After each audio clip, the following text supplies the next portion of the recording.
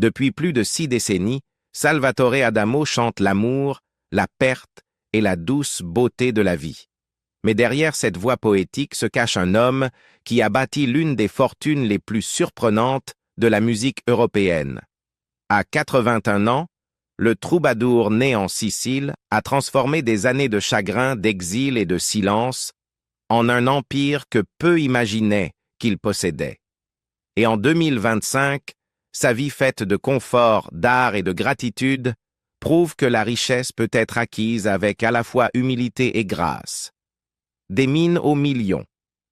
Lorsque Salvatore Adamo est né le 1er novembre 1943 à Comiso, en Sicile, sa famille ne possédait guère plus que la foi et le goût du travail. Son père, Antonio, quitta l'île en 1947 pour trouver du travail dans les mines de charbon de Belgique, et le petit Salvatore, âgé de 4 ans, le rejoignit avec sa mère, Concetta. Ils s'installèrent à Jemap, une ville minière grise près de Mons, où la vie se mesurait en quarts de travail sous terre. Le garçon qui deviendrait un jour une star internationale passa son enfance parmi les ouvriers noircis par la poussière de charbon, leurs espoirs aussi fragiles que leurs poumons. Ses difficultés précoces lui insufflèrent à la fois la discipline et la soif de lumière. Et plus tard, elles lui donnèrent un profond respect pour l'argent gagné honnêtement. À 17 ans, il remporta un concours de chant organisé par Radio Luxembourg à Paris. Et cet événement changea tout. En quelques années, il enregistra « Sans toi, mamie » et « Tombe la neige », des chansons qui se vendirent à des millions d'exemplaires et firent de lui l'une des voix romantiques les plus célèbres d'Europe. En 1966, ses ventes de disques le plaçaient juste derrière les Beatles, et le fils de mineur, autrefois pauvre, put offrir à ses parents une maison et une Alfa Romeo rouge, son premier symbole de réussite. Au fil du temps, les revenus d'Adamo se multiplièrent grâce aux droits d'auteur, aux tournées et aux apparitions télévisées. Son répertoire de classiques « Vous permettez, monsieur ? Les filles du bord de mer, mes mains sur tes hanches, c'est ma vie » et le controversé « Inch'Allah » lui assura un revenu régulier pendant des décennies. Dans les années 1970, il avait discrètement construit un réseau mondial de droits d'édition qui continue encore aujourd'hui à lui rapporter de l'argent chaque fois que ses chansons sont diffusées, reprises ou interprétées sur scène, de Paris à Tokyo. Malgré son image romantique, Adamo s'est révélé un gestionnaire avisé. Il réinvestit ses bénéfices dans l'immobilier en Belgique, en France et en Italie, et lança des entreprises qui reflétaient sa vie cosmopolite. Selon Sud Presse, la valeur de sa société atteignait 2,1 millions d'euros en 2018, sans compter ses biens personnels. Plus tard, en 2025, une rumeur relayée par People with Money affirma qu'il avait gagné 75 millions d'euros entre 2024 et 2025, portant sa fortune totale à 215 millions d'euros. Bien que ce rapport ait ensuite été corrigé comme infondé, il révéla une vérité indéniable. Salvatore Adamo était devenu discrètement l'un des artistes francophones les plus riches. Pourtant, contrairement à beaucoup qui exhibent leur richesse, Adamo considère la fortune comme une forme de sécurité, non de spectacle. « Je ne suis pas un homme d'argent », confia-t-il un jour aux Parisiens. Pour lui, le confort, c'est la liberté de créer, de se reposer et de vivre entouré de sa famille, bien loin des rues couvertes de poussière de charbon où tout a commencé. Un manoir caché à Uccle. Niché dans la paisible commune d'Uccle, au sud de Bruxelles, se trouve la demeure élégante où Salvatore Adamo vit depuis des décennies. Pour les passants, ce n'est qu'une autre résidence raffinée entourée d'arbres. Mais pour ceux qui le connaissent, c'est le symbole de tout ce qu'il a construit. La modestie à l'extérieur, l'abondance à l'intérieur. Adamo dit souvent qu'il a choisi Uccle parce qu'elle offre la paix aux portes de la ville. C'est là qu'il promène son Golden Retriever, George, le long des sentiers forestiers à 500 mètres de sa porte, trouvant la sérénité dans le rythme simple de la vie quotidienne. La propriété elle-même est discrète, mais luxueuse. de grandes baies vitrées qui laissent entrer la lumière du matin, une salle de musique remplie d'instruments et des murs tapissés de livres et de disques d'or. Ce n'est pas un palais, mais un havre de paix, bien loin du glamour du show business. Ses amis décrivent sa maison comme chaleureuse, pleine d'histoire, un lieu où coexistent les souvenirs de réunions familiales, de séances d'écriture et de périodes de convalescence après des soucis de santé. Pendant les confinements de 2020, elle devint à la fois son sanctuaire et sa prison. Les restrictions de voyage l'empêchèrent de se rendre en Sicile, sa terre natale, ou de célébrer son 77e anniversaire avec sa famille élargie, lui laissant un douloureux sentiment de solitude.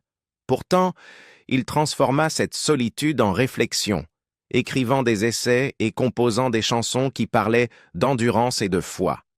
La Belgique demeure néanmoins sa véritable patrie. En 2019, Adamo est officiellement devenu citoyen belge tout en tenant à conserver sa nationalité italienne par fidélité à mes parents. Il se décrit comme un citoyen de la gratitude et de la mémoire. Cette double identité reflète sa double vie. Un homme qui chante en français, rêve en italien et investit comme un homme d'affaires belge prudent.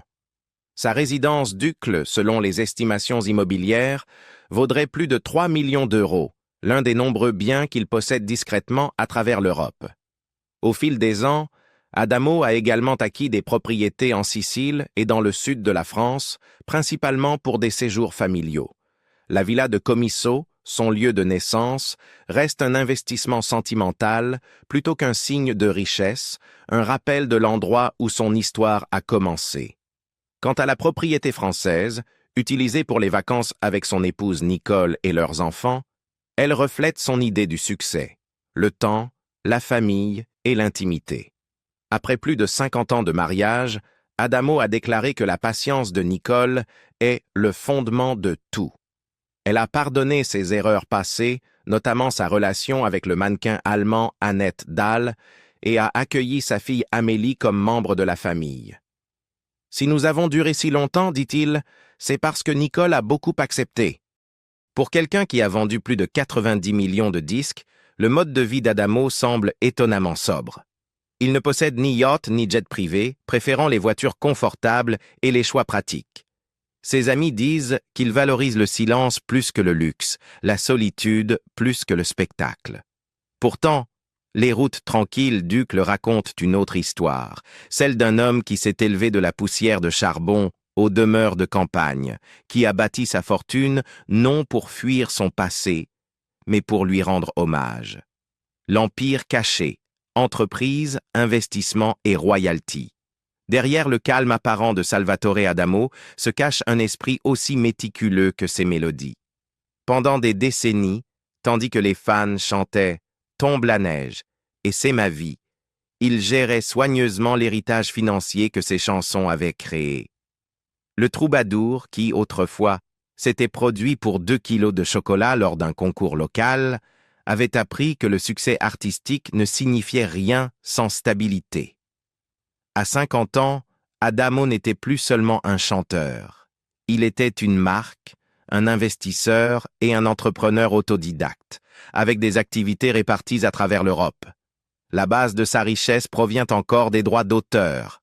Avec une discographie s'étendant sur plus de 60 ans et plus de 500 chansons enregistrées en 9 langues, Adamo continue de percevoir d'importants revenus issus des droits d'édition et du streaming. Ses ballades intemporelles sont utilisées dans des films, des émissions de télévision et des publicités, générant un revenu passif constant. L'ère numérique, qui a redonné vie aux anciens catalogues grâce à des plateformes comme Spotify et Apple Music, n'a fait que renforcer sa fortune. Des titres comme « Vous permettez, monsieur ?» et « Inch'Allah » continuent d'être redécouverts par les jeunes générations, notamment au Japon, où il reste l'un des rares artistes européens à s'être produit plus de 38 fois. Mais la richesse d'Adamo ne repose pas uniquement sur la musique. Au fil des ans, il a bâti ce que la presse financière belge a un jour qualifié de « micro-empire culturel ». À Rome, il possède plusieurs restaurants regroupés sous le nom de Chez le Gros Salvatore. mêlant cuisine italienne et hommage nostalgique à ses racines du Sud. La chaîne, discrètement gérée par une société familiale, attire à la fois les habitants et les touristes et constitue une source de revenus rentable. À Comiso, sa ville natale, Adamo aurait financé et codétiendrait un petit club de football, un projet né de son amour pour la communauté et le sport, plutôt que du profit, bien qu'il ait désormais une valeur marchande considérable. Vient ensuite la mode et la parfumerie. Selon People with Money, Adamo aurait investi dans une marque de vêtements appelée Adamo Séduction et lancé un parfum, l'eau de Salvatore, destiné à un public jeune et soucieux de son style. Bien que ces affirmations aient été nuancées par la suite, ses proches confirment qu'Adamo a effectivement participé à plusieurs accords de licence, notamment en Italie, où son image reste celle d'un symbole du romantisme classique. Sa collaboration avec CoverGirl Cosmetics, bien que brève, illustre encore davantage son attrait entre la musique et le lifestyle. Les analystes financiers ont un jour estimé sa fortune nette à environ 215 millions d'euros, en grande partie grâce à la diversification de ses actifs, immobilier, droits d'auteur, actions et sociétés privées. La rumeur de la fin de l'année 2025, selon laquelle il aurait été le chanteur le mieux payé au monde, avec 75 millions d'euros gagnés entre septembre 2024 et septembre 2025, était peut-être exagérée, mais elle révélait une vérité indéniable. Adamo est l'un des artistes francophones les plus riches. Même si les chiffres étaient gonflés, sa fortune reste immense, bâtie sur la patience, l'intégrité et des investissements intelligents plutôt que sur l'excès. Malgré ce succès financier, Adamo n'a jamais eu le comportement d'un magnate. Ses amis le décrivent comme un homme qui écrit encore ses chansons à la main, paie ses factures lui-même et aborde chaque affaire avec prudence plutôt qu'avidité. « Je ne suis pas un homme d'argent », a-t-il déclaré un jour. Une phrase qui peut sembler ironique venant d'un millionnaire, mais qui résume parfaitement sa philosophie. Pour Adamo, l'argent n'est pas une fin. C'est la liberté de créer, d'aider et de préserver la dignité de son art. Une vie d'héritage, la famille, la santé et le prix de la survie. Derrière chaque fortune tranquille se cache une histoire de lutte. Pour Salvatore Adamo, cette lutte a commencé bien avant la célébrité, dans les camps miniers belges où son père travaillait et plus tard dans sa propre santé fragile. Enfant, il faillit perdre la vie à cause d'une méningite spinale qui le laissa partiellement sourd et avec une légère paralysie faciale d'un côté. Ce fut un rappel permanent que le succès ne vient jamais sans souffrance. « J'ai appris très tôt que rien n'est garanti », disait-il, pas même la capacité de chanter. Ce sentiment de fragilité l'a suivi à l'âge adulte. En 2004, Adamo a subi un grave problème cardiaque qui l'a contraint à quitter la scène pendant plusieurs mois. L'expérience l'a bouleversé, non seulement physiquement, mais aussi émotionnellement. Il a compris à quel point les applaudissements pouvaient s'éteindre facilement, à quelle vitesse une carrière pouvait disparaître. Après sa convalescence, il est revenu à la musique avec plus de retenue, accordant plus de valeur au temps et à la santé qu'à l'ambition. Ses albums ultérieurs, notamment Si vous saviez et In French Please, reflètent cette sagesse apaisée, des mélodies simples, des paroles introspectives et une gratitude déguisée en chansons. Mais son corps n'a cessé de lui rappeler ses limites. En 2019, il a dû annuler plusieurs concerts à cause de lésions aux cordes vocales, passant 3 mois dans le silence après une opération. Et en janvier 2023, juste avant un concert à Barcelone, son médecin a diagnostiqué un hématome aponique, une hémorragie interne de la corde vocale qui l'a de nouveau réduit au silence temporairement. « C'est frustrant », a-t-il confié aux Parisiens, « mais je préfère la patience à l'imprudence. » Il a entamé une rééducation vocale plutôt qu'une nouvelle intervention chirurgicale, déterminé à continuer de chanter aussi longtemps que possible. Les problèmes de santé n'étaient pas les seuls coups durs. Début 2020, sa sœur Delisia, l'une de ses 5 frères et sœurs, est décédée à 67 ans. une perte qui l'a profondément marqué. Quelques mois plus tard, en septembre, il a perdu Annie Cordy, sa marraine de chansons et la femme qui l'avait aidé à apparaître pour la première fois à la télévision belge en 1963. La pandémie a ensuite scellé son isolement. Concerts annulés, frontières fermées, et la célébration de son 77e anniversaire, prévue comme un pèlerinage familial à sa terre natale de Comiso, en Sicile. Soudainement impossible. Je l'ai passé dans la solitude, a-t-il avoué plus tard. Je suis un homme de famille. Être séparé m'a brisé quelque chose à l'intérieur. Pourtant, ces moments de chagrin n'ont fait qu'approfondir son humilité et redéfinir son rapport à la richesse. Là où le succès signifiait autrefois des salles combles, il signifiait désormais la possibilité de prendre soin des siens. Il n'a jamais oublié que son épouse Nicole, qu'il a épousée en 1969, l'a soutenue dans chaque épreuve, y compris sa liaison passée avec le mannequin allemand Annette Dahl, dont est née sa fille Amélie. Au lieu de l'abandonner, Nicole a choisi la compassion, accueillant Amélie au sein de la famille. C'est grâce à Nicole, déclara-t-il en 2013, que notre maison est restée un foyer. Ensemble, ils ont élevé 2 fils, Anthony, né en 1969, et Benjamin, né en 1980, qui vivent aujourd'hui à Londres. Lorsqu'on lui demande ce que représente pour lui l'héritage, la réponse d'Adamo n'est ni financière ni artistique. Ma fortune, c'est ma famille, car je peux perdre ma voix, mais jamais leur amour. Pourtant, sa richesse lui a permis de protéger cet héritage. Par le biais de trusts privés et de sociétés belges, il a sécurisé ses avoirs pour son épouse et ses enfants, garantissant que l'empire qu'il a bâti restera entre les mains de sa famille. Pour un homme parti de rien, cela, plus que tout luxe, est la victoire suprême. Le luxe dans la simplicité, voiture, style de vie et quotidien en 2025. À 81 ans, Salvatore Adamo vit une forme de luxe qui ne se mesure ni en or ni en marbre. Sa richesse est immense, mais ses plaisirs demeurent petits, réfléchis et profondément humains.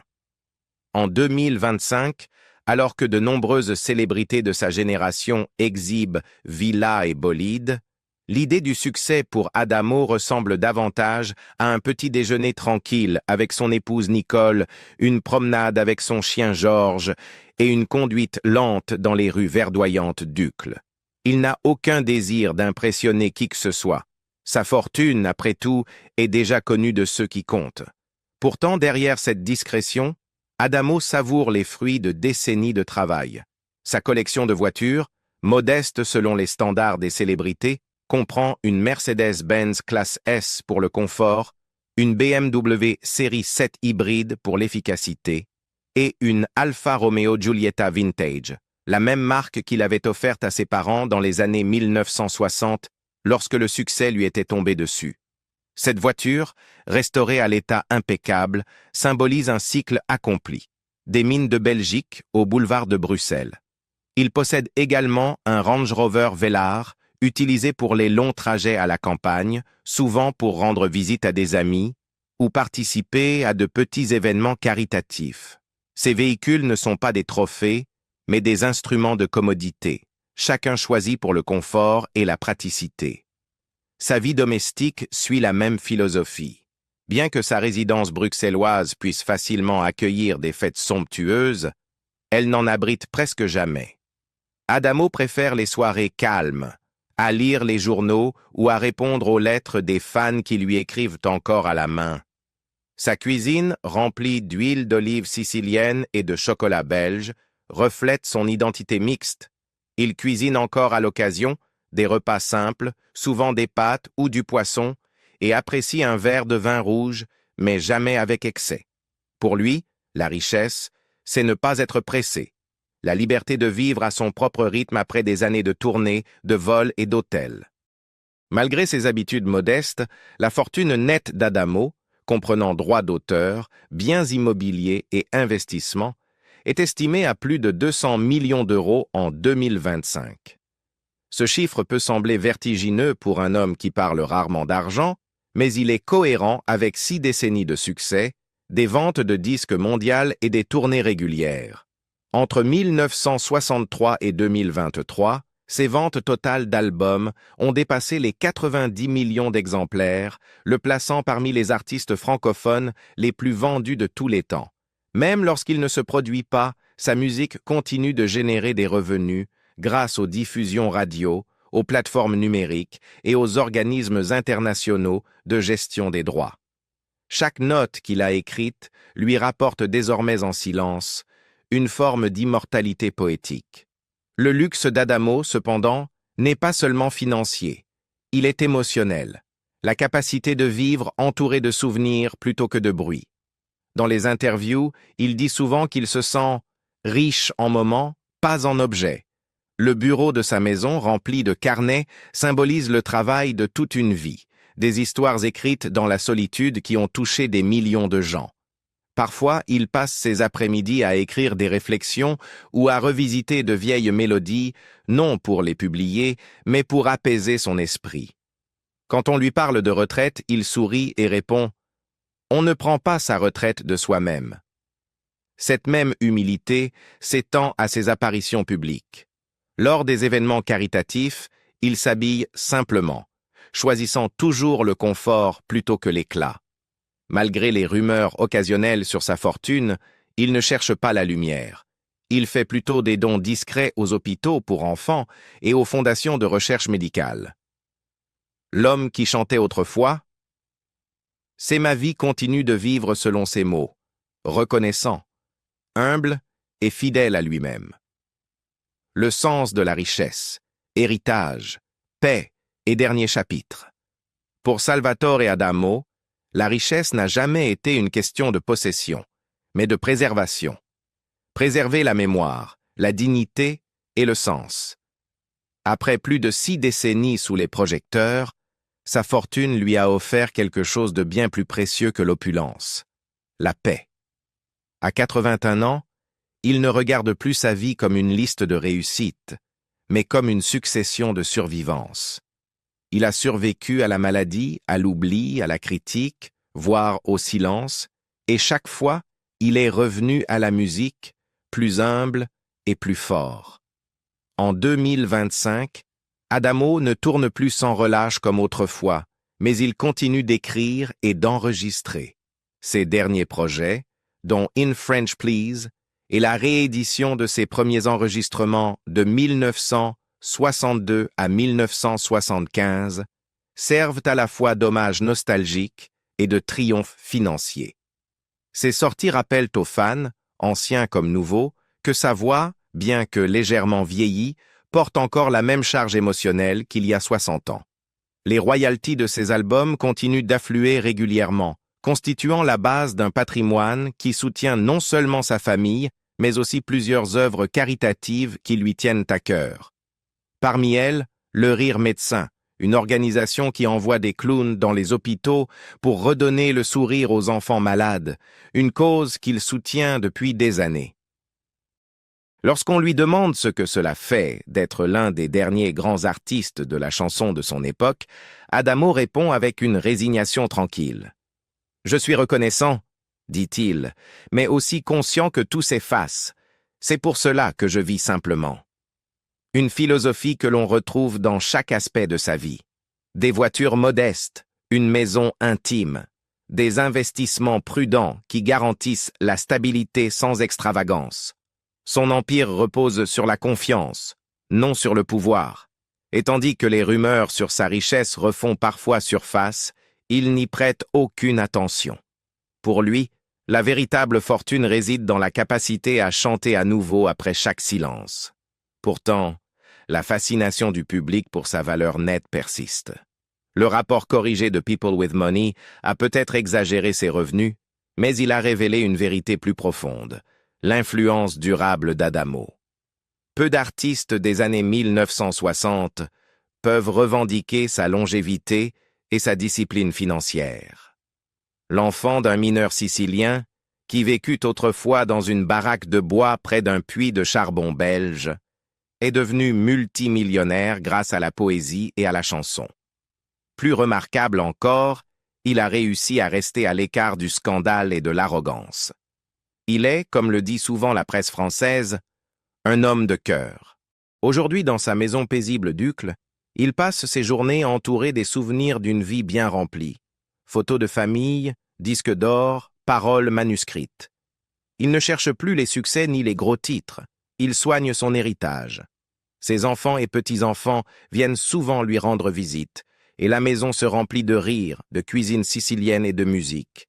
La richesse, à ses yeux, ne se mesure pas en euros, mais en moments comme ceux-là, où le temps, l'amour et l'art coexistent en harmonie.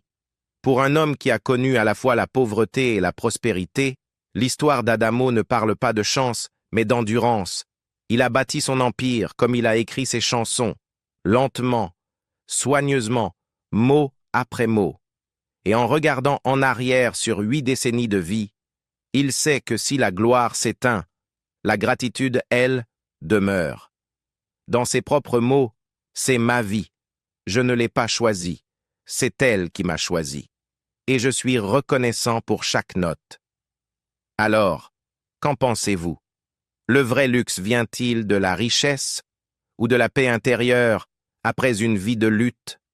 Dites-le moi dans les commentaires. Et n'oubliez pas d'aimer, de partager et de vous abonner pour d'autres histoires sur les vies derrière les légendes.